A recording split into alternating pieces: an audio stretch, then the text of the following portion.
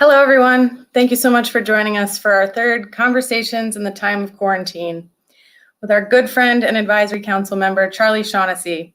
And we're looking forward to meeting Rob Sternin and Pru Fraser this evening to hear about their amazing lives and careers. The Robert F. Kennedy Children's Action Corps was created to carry forward the legacy of Robert F. Kennedy to promote social justice, a mission that is as critical today as it was 50 years ago. We work with children and families who suffer the consequences of racial and ethnic disparities, and we see firsthand the negative effects of systemic oppression on them and their communities. We help kids to overcome these and other challenges and to find a positive path forward. We also work to make youth-serving systems more fair and effective nationwide. It's hard to sum up the work in a few seconds, but at the end of the day, it's all about the kids. So whether they live with us, whether they go to school with us, whether they find their forever family through us, or whether they seek our support in the community, the RFK staff are always by their side as they face whatever challenges life throws their way.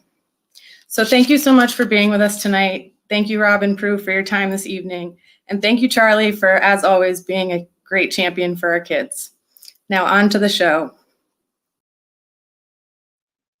Thanks, Anna, and hi, everyone. Welcome back to another conversation during the time of quarantine. I'm Charlie Shaughnessy. I'm your host for this afternoon. Now, before I start, I just want to make tell you a quote. This is from Robert F. Kennedy himself in 1966.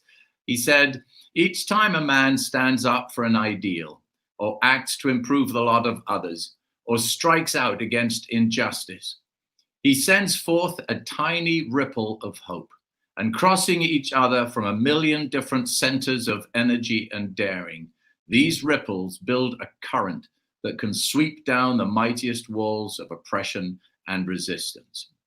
That's his Ripple of Hope speech, and clearly referred to one man making a difference, one person, a man or woman, a child even, making a difference. As a little pebble dropped into a pond will send ripples out. And I wanted to mention that today because I wanted to just give a quick introduction. Before I introduce our guests today, I wanted to remind everyone why we do this, why we're doing these conversations. When the COVID-19 struck, the RFK Children's Action Corps, like a lot of organizations, had to cancel all its live events. And those live events were ways in which the agency reached out with its message to other people and also raised funds for its actions and its work. And when that all was canceled, that stopped right before they had their annual Embracing the Legacy, in fact, which was probably the biggest night of the agency's year. And so when we started talking, how can we keep reaching out? How can we keep doing the work?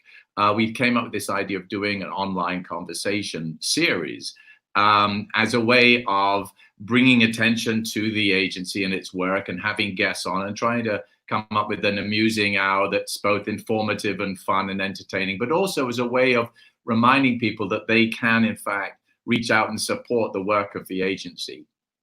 And the advantage of doing this online is that it reaches a much bigger audience. We actually had 5,000 views on our first show, and that's many more people than you can fit into a ballroom.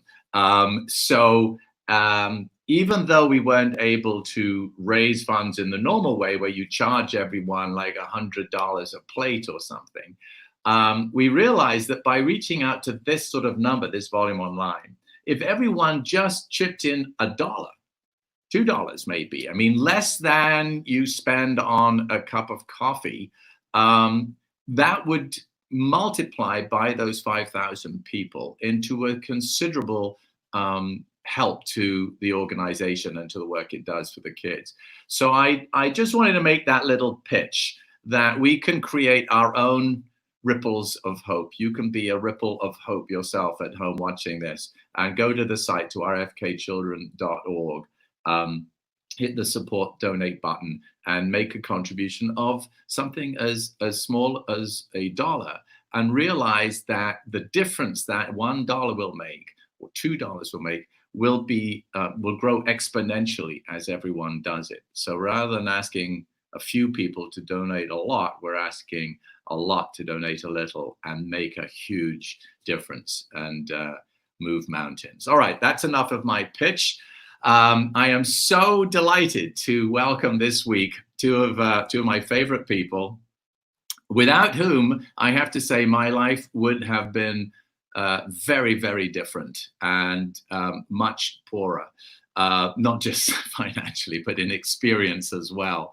I'm referring, of course, to the showrunners, executive producers, showrunners, and co-creators of the series that I spent 6 happy years on, The Nanny, on CBS. So without further ado, I want to welcome these two, husband and wife writing team, writers, producers, executive producers, who have done many, many TV shows, stage work, written movies, written all kinds of material which we'll talk about today. So without further ado, please welcome Rob Sternin and Prudence Fraser. Hello. Hey, Charlie. Hi, everyone.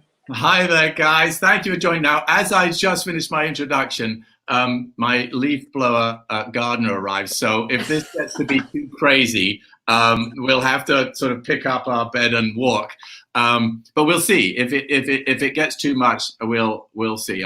You let me know if maybe Dana back in the booth there will let me know if it gets too noisy. But anyway, welcome. Thank you so much for doing this. Oh, sure. We're very happy to. This is really, really fun. So I want to get right into this. I know, we've talked a bit about how you guys met and how it all started, but I'd like to just go over that again for our viewers.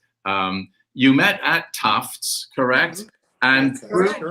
you were interested in the performing side of things, and Rob not so much more in the writing side. Is that right? And then you met during a play, or am I wrong? We met senior year in a directing class. Oh, you're both directing. Well, no, it's just a class, By the time you're a senior, you got to take something else. You've taken, all the foundation courses. And so we signed up for directing, and the assignment was to use the other students in the class.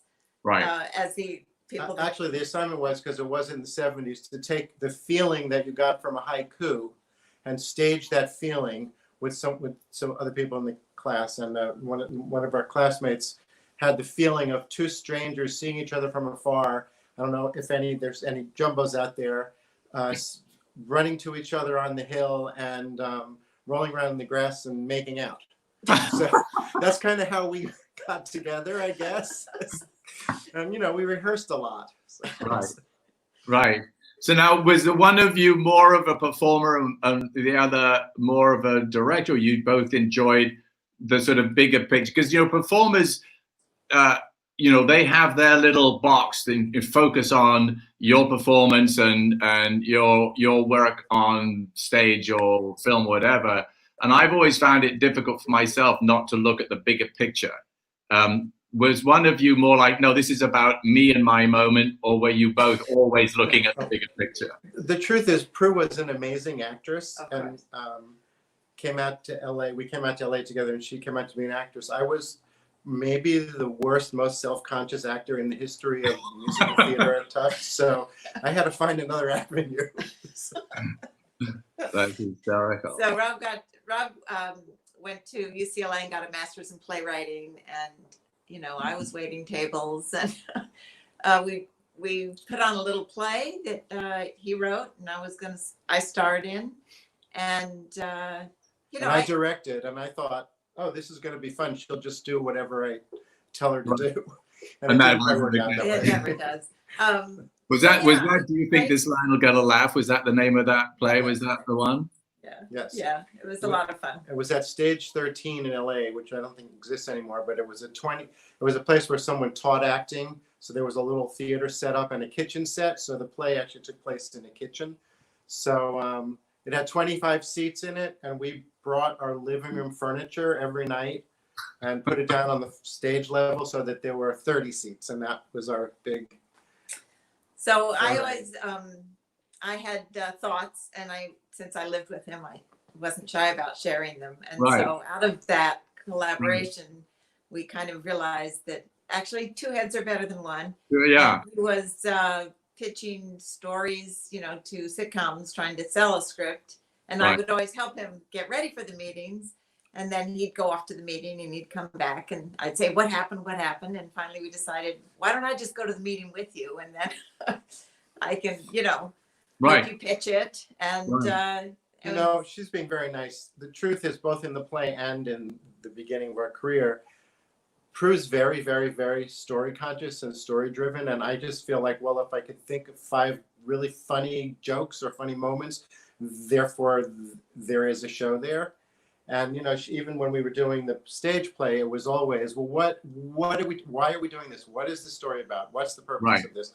And then I would go pitch stuff to sitcoms with like a big block comedy scene. And Pru again would be, I mean, I think people don't realize that sitcoms really are trying to tell a story and say something. Right. But, you know, she was always, this isn't good enough yet. So. Right. I'm I mean, hard to that's a live with. perfect combination. So is it fair to say that, you know, Rob, you're I mean, I don't want to, how do I put this? The gag, you know, coming up with the gags and the lines and the sort of situations, and Pru is more of the overarching What are story. you saying? I'm not funny? I'm hilarious. You know, I would say that that's sort of how people think of us, but, you know, we do Right. cross over. I do think about the story. And she is the one, for you Nanny fans out there, who came up with the line, a shiksa is that like a tchotchke? Yeah, but they cost a lot more. So that was hers. Right, If a you say classic. so. I don't keep score. So you've gone there. You mentioned the Nanny. Obviously, that was like a huge success, and you know, you had been. We'll go back and talk about what brought you to that place, but you were brought onto that, and you know, as very exclusive, very high-end hired guns. It wasn't the idea. Correct me if I'm wrong, but the idea wasn't originally yours. It was Fran and Peter who had this idea. They pitched to CBS, and CBS said, you're going to need someone who can actually write this and make it happen. You need to talk to Rob and Pru. And so you were brought on to make that happen.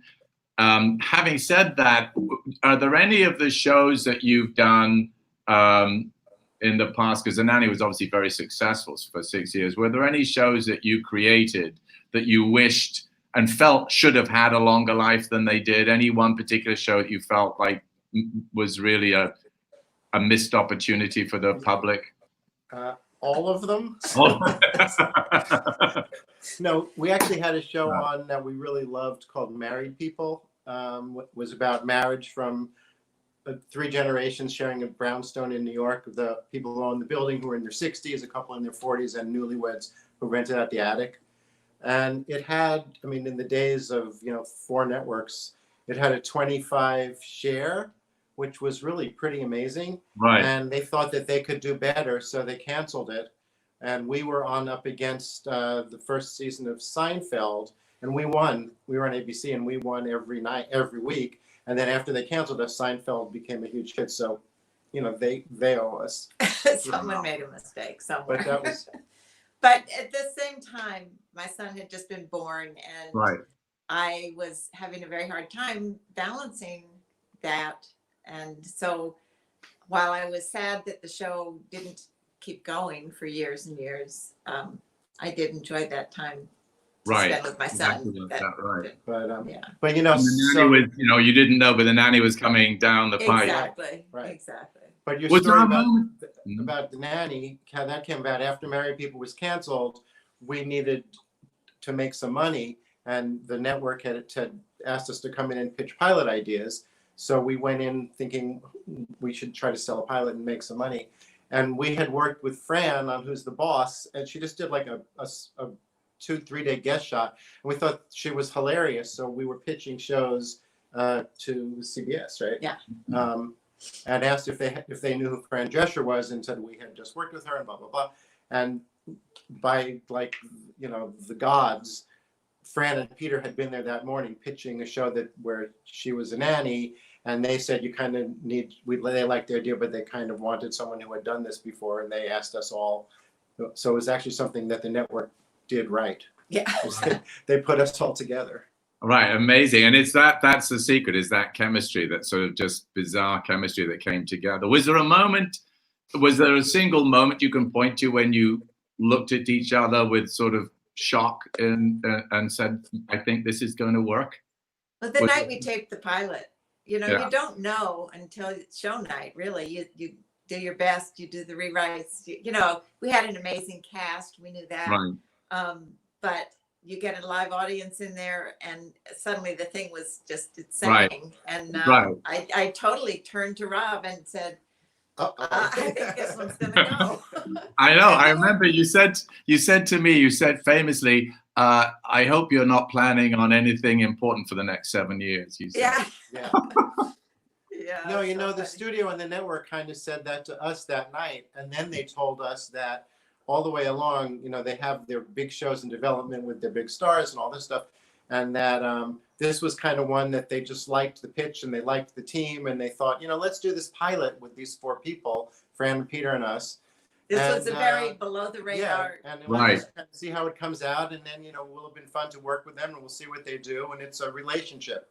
And lo and behold, It was a Right. good it thing. was a good thing. I think for me it was, yes, it was a brilliant pilot. The best, and I've said this many times, it was the best pilot I've read or seen in terms of putting into that less than 30 minutes, 24 minutes, what it is, all the characters, relevant relationships, the bones of the story that's going to be going for 7 years was all in there. I mean, it was with funny jokes. I mean, it was Story. absolutely the best. Yeah, it was clearly the best pilot I'd ever seen. I think for me, one of the moments before we actually shot it, but when I suddenly went, oh, I think this is going to be serious, was when we saw the cartoon. Yeah. I think before we did the pilot, you showed us the Here Comes My Leaf Bar. Can you hear me okay? Yeah. Okay. You showed us the cartoon with the song, with Anne Hampton Callaway's song, and I went, "Oh, this is going to be classy." Having read the script and seen that, it was like, "Oh, we're onto something very special here." Yeah. Yeah, it was great. And then it took a little while. I mean, it wasn't like, we had this sort of weird stop-starting. I remember it was really good. We did 2 shows, and then we went on a wait, and then a few more, and then they put us, and it was only when we went on in the summer in reruns that we took off. We Yeah. found an audience and caught fire. Yeah. Yeah. So now tell us a little. There was Married People. You took over on Who's the Boss, and then Married People and the Charmings. Just tell us a little about the Charmings, because that always seemed like a wonderful idea. It was. I mean, that's another one that, One that got away. It was fun. It was while we were doing Who's the Boss, the guy at CBS said, "Hey, if you guys want to, pitch stories for shows, come in and pitch pilots." ABC, sorry. Our doors open. So we thought, okay, we went in and we pitched something silly, and he said, "Oh, I didn't realize you were bent. Why don't you come up with something? I don't know what it should be, in the vein of the Addams Family, that it's an alternate reality kind of thing." And we came back with Snow White and Prince Charming. They get married at the end of the fairy tale, and they throw the queen in the bottomless pit. Well, it turns out it's not bottomless. She crawls out. They have a couple of kids. She crawls out, throws a spell on them all, gets herself and one dwarf and the magic mirror, and they wake up in Van Nuys in 1980.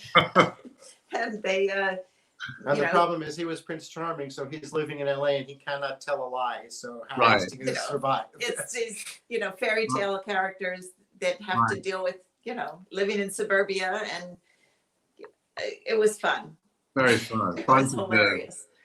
I know that you've also written a lot of plays and musicals. Is even though you're, I guess, more the sort of financial, it's kind of like an actor. The financial success comes on TV or movies, but an actor's heart really is on the stage. Would that be true for you guys? Is your heart really on the stage, writing for the stage, or would you want to do all of it? I enjoyed all of it, except that television, eats your life. It's you Right. got to do one a week. It's a lot of work. I think it's so.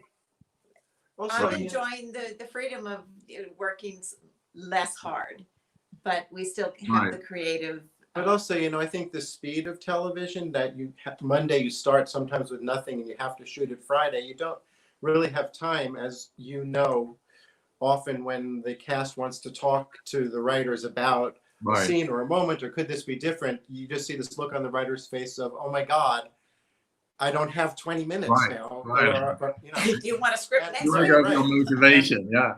And I know in the theater, it's just I didn't even understand really how what an amazing thing it was that actors did in bringing a character to life until I started rehearsing plays, because the things that they were thinking about and that they made you think about, and just Right. night after night, a series, you hope the Friday taping goes well, and a play, you can sit there for months and watch just the same words just get better and better and better and better Right. as the actors evolve the material. And to me, it's just mind-boggling how talented you guys are in what you do, which you don't Right. really realize. It's a different thing in TV. It's can you get the laugh? Can you? Yeah. It seems like the ideal sort of middle ground is a big budget but serious movie where you've got time for rehearsal, but your job's done. You write a great script, you rehearse it, you work on it as the movie's shooting, make changes. The actors get to rehearse each day. They shoot the scenes, Mhm. and then it's done. Everyone's job is done, and you've got this thing. It's not like TV where you've got to go in the next week and do it again. Yeah. And it's Right. not like the stage where the writers and directors is done on first night, and then the actors have to keep doing it over and Yeah. over. Well, that's from your point of view. From our point of view, we had a show that ran off Broadway for like over a summer, and we went to every performance because just to watch the cast make it better and better and better and better and better. Yeah, but we weren't. We don't have to do anything. We can just Right. enjoy it, which is very hard to do in TV because it's so stressful. Right. And then at the end of a good show, you sit there and think, oh, that went so well. But then you have nothing for the next week. Right. Are you allowed to tell us a little bit about a current project? I know you're working on another stage musical, Yes. right? We got permission. We asked the director if we could talk about it. Oh, He good. said yes. And also for you Boston people, you may know Sean Daniels, who was the artistic director of Merrimack Rep outside of Boston. Until a couple of years ago, he's now in Arizona. But anyway, you want to tell a quick version of the story? In the last days of civilization before coronavirus shut us all down, we got an email from him saying, hey, you want to meet me in Vegas? Go see the band Chicago and talk about developing a musical using their songs. And they're my favorite bands, the first concert I ever went to in high school. So we said, okay. And we took our Sandy wipes and hand sanitizer and went to Vegas and went to the Chicago concert and met with the band the next day. And, we're on our second draft of the musical. Wow. And it's so much fun to write a script to those great songs. It's really been a fun Well, experience. also when you're writing and you get to the song, you can be sitting there in your office and you just say, Alexa, play Saturday in the Park by Chicago. When you get to that moment in this thing, it just comes on in full orchestration. Right. So you don't have to think about, oh, what's the composer going to come up with for this or this or this? Like every song is a hit. It's like, did the band tell you which songs they wanted, or they left that all up to you? No, because it came on sort of at the last minute for us. We didn't pitch them a story in the meeting. We just said, it's obviously got to be a love story because all your songs are about love, and and we think that your music will be perfect for this because it does have an orchestral feel, and I think it lends itself to some dance. I just think it's going to be great. And so they were like, okay, great, go do it. So we actually went to Death Valley on the way back from Vegas and took a hike and sat there and said, okay, because we had been to their concert the night before or 2 nights before and thought, okay, what songs do we have to put in this? And we laid out 21 songs that you could not hear. And it was just, I was like, well, this is clearly, here's What I Believe. Here's I Fell in Love. Here's She Broke Up With Me. Here, and we laid out this story. And when we pitched it to them, what I thought was really interesting On is Zoom. on Zoom, yeah, is that they said they really liked the story. And they said what they thought was interesting is that when they do a concert, they'll always lay out their playlist for certain highs and lows in the concert and a flow and a feel. And he said, we would never lay out these songs in this sequence ever for Really? a concert. And, Right. and they weren't saying it was bad. They were just saying, this is so amazing because I see how this is telling that story, Right. but it's not a concert version of these 21 songs. Right. So I think they kind of, We're very Yeah. excited. We can't wait for this coronavirus to end so I we can actually know. get some actors in a room and see what we have. I mean, in a way, it gives you this. There's a nice. It sort of gives you this moment of focus where no one is saying, "Come on, come on, come on." You know, we want it. We've got the actors ready. You know, at least this way, you've got the time to really get it the way you want it before you go on to that next thing. I have to believe that in the real world, the old world, that could happen. That, you know, what some people would have an idea, or the band might have come and said, we want to do this. You'd start work, and they're like, come on, you know, we want to get in a room, we want to hear, we want to get the actors, we want to start. And this way you can say, no, we can't. Yeah. You know, and also the beauty of it is because of the shutdown and everything, nobody else can be taking meetings with them now and pitching them something. So right, exactly. we got the gig. Right, FOMO, no FOMO. Listen, and my guests, to remind you, are Rob Sternin and Pru Fraser, writers and executive producers of The Nanny, along with many other shows and stage shows. And anyone out there who wants to ask any questions to Rob and Pru or myself, please go ahead. You've got a little scroll there on the screen where you can fire off your questions, and we'll answer them as they come. I wanted to just talk and switch gears a little bit, and because this is, I always try to bring the conversation at some point around to kids, you know, which is the sort of raison d'etre behind the RFK Children's Action Corps. And I know you guys, and I think particularly Pru, you were on the board, I believe, of an agency, an organization called CASA, right, which is court-appointed special advocates? Yes. Yeah. So according Tell us a little about CASA, in some towns, they call them guardian ad litem. But it's Casa's better. CASA's better. There's no It last. sounds like a disease. So when a child is taken from an unsafe home, so either because of abuse or neglect, and they enter the system, the foster care system, and they can be placed in a home, they could be in a foster care home, and they have a social worker and they have a lawyer that's assigned by the court, but that lawyer has literally 100 clients that he has to take care of, and the social worker the same thing, and the social worker changes with every step of the process for that kid. And there's not one person who that kid can say, what happened? I Right. was living in this, imperfect world, but now suddenly I don't know where anything in my life is.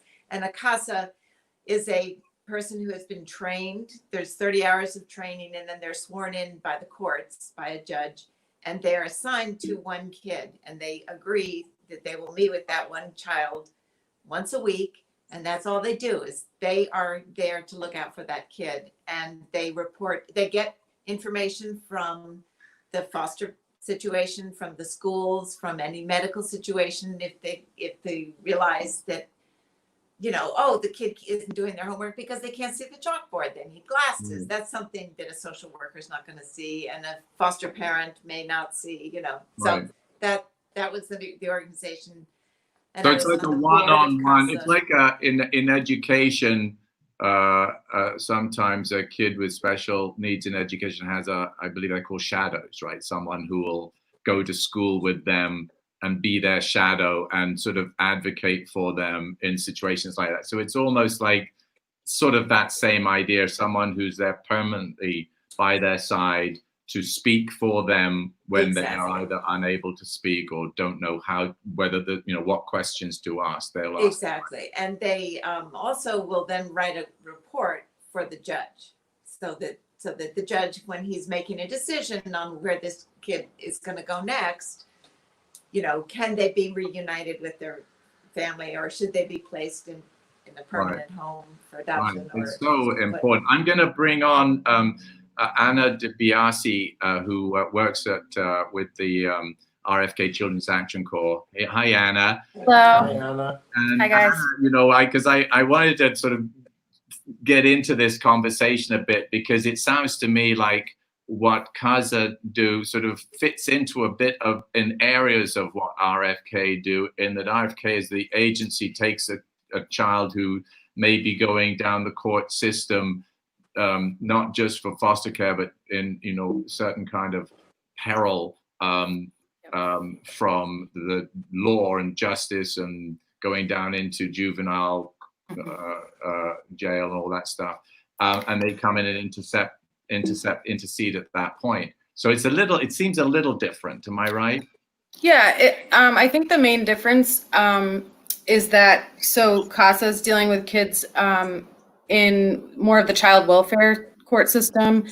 Our program that you're referring to, Charlie, is called our Detention Diversion Advocacy Program. So this program, the model is very similar as far as it's all about creating a relationship and creating an advocate for the youth, but this is in sort of the juvenile justice system. So the judges in the court essentially then have an option, instead of locking a youth up, which then begins their dealings with the system that quite often end up being a lifetime recidivism issue and stays with them for a long time. If instead you can assign what we call a DDAP advocate, and a very similar concept to what you were talking about, Pru, it gives the judge an option. And we hear a lot from the judges that they really, they know that a lot of these kids just need some extra support. And so we're finding that the judges love the program because they can, it gives them another option that's really in the best interest of the youth. So, yeah, so same thing. Our staff are doing things like, it can be anything from helping them get, health insurance, to helping them, just navigate, and having that person that they can call pretty much all hours of the day. Our workers are getting, they're in touch with the kids. So COVID has made it challenging for sure, but, so they're definitely missing seeing the kids in person. But like all of us, they're being creative with Zoom, and we're still doing check-ins with kids and just doing the best we can. Yeah. Interesting enough, I think I'm right in saying CASA was founded by a judge, right? That's Judge David Sukup or something, I think his name was. You might be right. I don't. Right. I believe he was, because that's kind of where it sort of the pedal hits the metal at that moment. Yeah. I know that the judges are the judge is the one who says, I would like a CASA assigned to this case. Right. It comes from the judge, and then right. The goal of CASA Santa Barbara is to provide a volunteer, because all of our CASAs are volunteers. For every child. Is CASA nationwide? Is it a nationwide thing? Yes, or it is, but each chapter has Has it? Yeah. Ours. We have a question. We had a question from Angela just a moment ago. Is because I've wondered this too. The Robert F. Kennedy Children's Action Corps, was it work only in Massachusetts, or is it nationwide? Because I always go to Massachusetts. I always come and visit you guys there. But does it have chapters, or is it actually the Robert F. Kennedy Children's Action Corps nationwide? So that's a good question. So it's not nationwide in a sense that there's chapters. There's just one Robert F. Kennedy Children's Action Corps, and all of our direct care services. So our residential treatment programs, this detention diversion program I was talking about, special education schools, and some other community-based programs. That's all in Massachusetts. But what is nationwide, and which is some really important work right now, is with our National Resource Center for Juvenile Justice. And what they do is they've worked with over 35 states, and they go in and they work with jurisdictions in the juvenile courts and bring together all the systems like you were just talking about, Pru. So, the kids interface with schools and maybe in this case with the police and the social worker. And so it's as simple as bringing those groups together in concept, but it's a really unique service that, this point in time right now where people are looking at ways to reduce systemic racism and disparities in numbers. It's really cool work. So that's happening all over the country. We've been in Guam and we've actually got some international stuff in the works. So we are nationwide with that justice. And as you say, it is challenging for both. I mean, for kids in these situations now with COVID, it really adds to the issues. I know that in terms of kids living in situation of abuse in a home or neglect in a home, Right. This thing is really causing trouble there, because it's very hard to intercede if you don't know it's happening, because you're not able to do any visits and they're not going to school, and Right. it's very hard. It's one of the areas that I know a lot of people are looking at how to adapt, but it's tough. It's a tough time. One of the things that we got into when I was coming out each year to RFK was working with we were talking about working with the kids in a theater, like actually have like a workshop. I know we were talking to North Shore for a while before all this happened. And I know that some of the kids came to see shows at North Shore from RFK, and some of them, they'd never seen a live play, and it just blew their mind. And we were talking about going and having workshops and seeing how the sets are made and costumes made, and then writing. It's an amazing number of the kids that I would meet were interested in writing and being in little plays of their own and expressing a lot of themselves and their lives and their perspectives in performance, whether it be actually writing it as a play or performing it as a play, which again everything had to go on hold. But Yeah. would that be something that you would be interested in, Rob and Pru, in using a theater, finding a theater and doing a program for kids? Mm-hmm.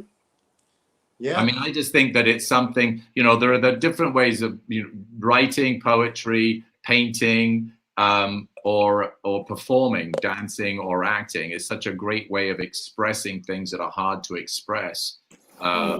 It's a great way of articulating things. But I've always felt like we should find something like that. Mm-hmm. Here's a Well, question. next summer, right? Everything will be normal again. We'll do it. No, really. Yeah. We have a little shout out from our board member, Judge Harris, here at the bottom. So he's one of the judges that I Judge Harris, mentioned. yes, welcome. Yeah. Thank you so much for tuning into this, Judge Harris. I'm so looking forward to. I met Judge Harris when we had. Actually, I think I came out and saw Rob and Pru at that time. We did something in Boston last year, 2 years ago. So I talked to Judge Harris briefly and really enjoyed it. And we're working on it to come on the show one day and talk more about DDAP and about his life and career. I'm hoping we'll get him to come on soon and talk about that. But yeah, he's been a terrific, instrumental in taking so many kids out of this sort of downward slope into incarceration, which basically can be their life, the rest of their lives. And anything you can do to intervene in a child's life is going to pay dividends for the rest of their lives.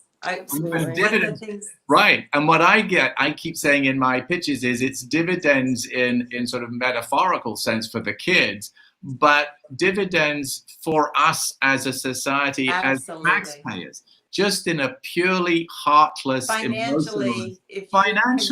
You're saving a fortune if you can keep a kid from going into incarceration for the rest of their lives and just become a contributing member of society who gets a job and pays their taxes. You're saving on each individual millions of dollars for taxes. Yeah. So well, even with our detention diversion program, for a kid to go into the system and to a secure facility lockup, it's about $400 a day, and the DDAP program is like $48 a day. It's less than 50. So, I mean, the data is there, and the other amazing piece is the data around recidivism and how once a kid spends one night in detention, their likelihood of returning to the system just shoots up through the roof, and so the DDAP program has been shown to cut recidivism in half with the data that we're seeing. So it's really are astounding what can be done. It can I be know done. we Right. did one of the fundraiser, or it was an awareness raiser, I guess, that we did at CASA a few years ago. Was we had a little parade, and everyone had a cutout of a kid with a message that we're just trying to get across. And the kid I was cut out, the kid said, by the time I turned 18, I had 15 different homes. And this homeless man came up to me and was like trying to talk to me as I'm walking down, beating my drum or whatever. And I was like, what's he saying? And what he was saying was, I had more than that. And it's like, of course. Right. Yeah. And that number, I mean, you don't give a kid foundation. Right. Yeah. And that number, probably to some people sounds outrageous, but that's not uncommon for a kid to have that many placements. Yeah. Right. All right. Well, thank you for that little discussion. I mean, it's important stuff. And for anyone, listening, please go to the website and check out the Robert F. Kennedy Children's Action Corps, rfkchildren.org, and see the amazing work that they do. And check out CASA, CASA.org, is it? Would you find it at CASA? Well, CASA, sbcasa.org is what I was involved in, but that's Santa Barbara. Santa Barbara, right. You probably but got it is a national organization. Right, if you put in Jackson. CASA, it comes up in Google, I know that. A question from Amy. I love that more organizations being formed to protect children, especially with everything going on. They need more protection than ever. Absolutely, yeah. Right now, it's even more important. And when we come out of this, picking up the pieces, it's going to be important. Well, thank you. Thanks, Anna, for joining us for that. We've got just about a quarter of an hour left. So no questions at the moment. I want to go briefly back to the back to our theatrical chit chat. Would you guys ever, because you came from performing and you studied theater courses, would you ever think of doing something for yourselves? Would you ever do a 2-person, 1-person show? Would it ever be of any interest to write something for yourselves to perform? That we would be in? To perform? Yeah, like a kind of biography or a stroll through your careers, your lives. We'll write it and you and Susie can perform. So the answer is no. The question that was just on there about coming up with stories that Christina? Yeah. It was interesting. I think one of the big lessons that we learned doing Who's the Boss was that you always want to make sure that your star is involved in knowing what's coming that week. Because you don't want to start on Monday having the star say, well, why are we doing this like this or this or this? And Fran being Fran and being so creative and the whole thing was her idea in the first place. We sat down the first week and said, why don't you and I, Fran and I, lay out all the stories together so that just the basic beats, the basic concepts, so she'll never be in a situation on a Monday where she reads a script and says, this story doesn't really work for me. So the stories from the Nanny, Fran and I spent every Thursday at her lovely ocean view home in Malibu and laid out all the stories. So that Did you? So that's the answer to that question. How did all the, it was one of the things that I loved about that show, well, there are many things, but certainly people say to me, what's your favorite, moment? And I go, well, the guest stars, every moment. Because the first one, I think, was Carol Channing in episode 2. Yes. Was the first time you had like this sort of extraordinary guest star. And I guess after she did it, everyone else felt, oh, well, if Carol Channing's doing it, I guess it's okay. And we went on to have the most incredible guest stars. Did that quite early on, did you guys go, this is going to be part of the character of the show? Well, that was baked into the concept with you being a Broadway producer, that we Yeah, could right. bring. I mean, Marvin Right. Hamlish and all of those Broadway people Right, Yeah. and investors, potential investors like Mr. Trump, right, who, if you recall, also was a guest star. right. Moving on. But it was such an inside. It was. Yes, he was a Broadway producer, so you could bring on Marvin Hamlish. But Marvin Hamlish is not everyone's idea of a sitcom guest star. You know what I mean? Right. Or Burt Bacharach. You know, Well, or Donald O'Connor, and they would well, just you know, Oh, I know. we There had was- Elton John and Bette Midler and a lot of people from the musical world. right, Because of your character. right. So I think that part of the Fran's inspiration was the Lucy, I Love Yeah. Lucy, and Right. the fact that he had the Bring Lucy nightclub and that she always wanted to be in the show. So, Right. yeah, Right, I right. missed No, that. it was fantastic. I mean, that was my sitting and talking to Elton John about football, English football. It's just crazy. Irma, question. My German friend would like to know if you have any favorite songs, albums, or artists. Well, I know your answer to that. But for me, you know, I did love Chicago. I mean, Chicago for me, early Chicago 1, 2, I guess 3, maybe 3, the sort of those early days is absolutely sitting in my friend's dorm, in our dorm room, I guess you'd call it, in high school at Eton, listening to Chicago, drinking illegal beer that we had stored under the floorboards of the room. You know, for many happy Sunday afternoons. I mean, it's such nostalgic music, that. And I guess Bowie was also, my favorite artists tend to take me back there. It's like Chicago, Bowie, Broken Barricades, Procol Harum, things like that.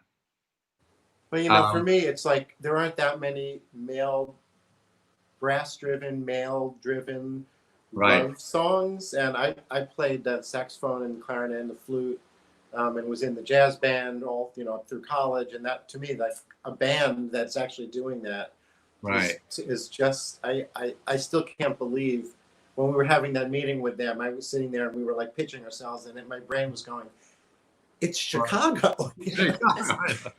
I know. I want to be at that first night, opening night party. Okay, you're right. When they take their stand and they start playing at 2 a.m. Yeah. Right. 25 or 6 from to your 4. lips to 25 or God's 6 to 4. That's in there. That's in. That's the act break number.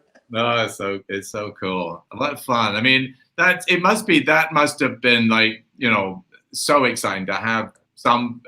I can only think of it like as an actor finding yourself working with someone that you've admired all your life, and suddenly you're actually in a play or a scene with them, and trying to keep pinching yourself that it's actually happening. Yep. Yes, Bette Midler. What was it like working with Bette Midler? Yeah, she was. lovely. Well, how was she to write? What was he like from your point of view? Right? Was he fun? You know, she was great. I mostly remember. I'm from Long Island, and I guess she's from Long Island. I remember standing backstage at Craft Services, and she was also developing a show for herself, if you recall. So she kind of wanted to experience a sitcom, and so she was asking me all these questions about how this works and how this works and the schedule. And then we just started talking about Long Island. And she, when she found out I was from Long Island, was just forget the whole show thing. Let's talk about this place and this place, and So she was delightful. Right. Just it was a hoot. And again, someone like that, when sometimes you're standing there and you think, well, this is what you do professionally. You're not starstruck, but it's very exciting to sit there and just be like chatting away with Bette Midler about your favorite spots on. I know, and my Maddie, I reminded her just the other day that she came to see the rehearsals one day, and there was a little girl there who was the daughter of one of the guest star that week. So the two of these little girls, who were the same age roughly, were sitting on those directors' chairs near the craft services, just stuffing their faces with candy and giggling the entire time. And I reminded her it was Hannah Montana, that she'd actually with Miley Cyrus. It was Miley Cyrus, because her dad was on. Yeah. He had Billy Ray, Yeah, a lot of fun. So would you want to go if the opportunity came to do another TV show? Is it like, no, been there, done that enough, not got anything more we want to do there, or could you be tempted back into that world? You know, here's the thing: we always have a hard time saying no, but so I don't know what would happen if somebody said, "Hey, you want to do another TV show?" But I don't think we're going to go knocking on that door. Right. You're not going actively seeking it, but you know what happens? As soon as you say no, I'm not looking for it, it comes knocking. So Yeah. Well, this whole Chicago thing like came out of the blue. I mean, Sean just called us and said, I'm going to go meet with them. And I thought, you know, who would be like some good writers for this, who would actually get in a car and drive to Las Vegas in the middle of a pandemic? And Robin Pru. So, you know, it just came. I mean, it's one of the most exciting at this point. It's just like when we had our meeting with them, Robert said, oh, I'm so excited about this. I never thought at this point in his life, in the band's life, we would be doing something new, like turning our music into Broadway. That's so exciting to do something new. Right. And that's how I feel. If you had said to me ever, you're going to develop a musical for Chicago. Right. You know. Pinch me, I'm dreaming. Yeah, pinch me, I'm dreaming. Well, listen, this has been so much fun. I really appreciate it. I think we should probably end it on that note. Looking forward to the next big musical smash hit, Broadway smash hit. Well, post-COVID smash hit. Yeah. Yeah. And thank you so much again for coming on. I really appreciate it. And everyone keep watching The Nanny. So you had a question on there about, is it exciting to have it syndicated everywhere so a whole new generation watches it? And it's so I mean, that's the thing, is generation after generation. I know. So crazy. My daughter was born at the end of the first season and didn't ever know what I did. And then suddenly when she was in 6th grade, her friend, was like, wait, your parents did The Nanny. And she was like, what are you talking about? Suddenly she discovered it. It's amazing. It's like, and it's not just her gen. It's like the next one below that, and the next one below that, and the next one. People are just discovering it for the first time now in 2020. Kids are turning it on for the first time. So keep it going. Yeah, keep it going. Amen to that. Well, thank you again, everyone. Thank you for watching. Thanks, Rob and Pru. I'm going to come and see you in your guest house as soon as it's done. Let me know. Yeah, we'll get in touch with you later and show you pictures. All right, great, perfect. Well, thanks again, and good luck with Chicago too. Thanks. And thank you everyone for tuning in. Thank you, Anna. Thank you, Dana, for being the magician behind the curtain this week. And tune in again for more conversations in the time of quarantine. I'm Charlie Shaughnessy saying thank you and God bless. Bye. Bye.